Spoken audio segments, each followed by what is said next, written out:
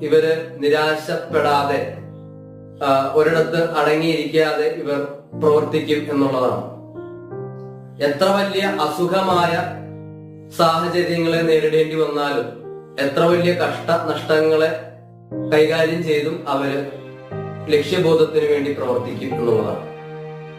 പൊതുവെ പൂയം നക്ഷത്രത്തില് ജനിക്കുന്നവരുടെ ശിശുകാലം തൊട്ട് ബാല്യകാലം വരെയുള്ള സാഹചര്യങ്ങൾ അല്പം ക്ലേശകരമായിട്ടുള്ള സമയങ്ങളായിട്ടാണ് കണക്കാക്കുന്നത്.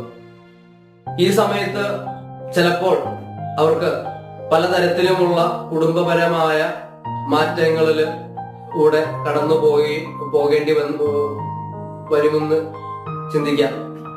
ചിലപ്പോൾ പരാശ്രയത്തോടു കൂടി പ്രവർത്തിക്കേണ്ട സാഹചര്യങ്ങളെ പോലും നേരിടേണ്ടി വരുന്നു എന്നുള്ളതാണ്.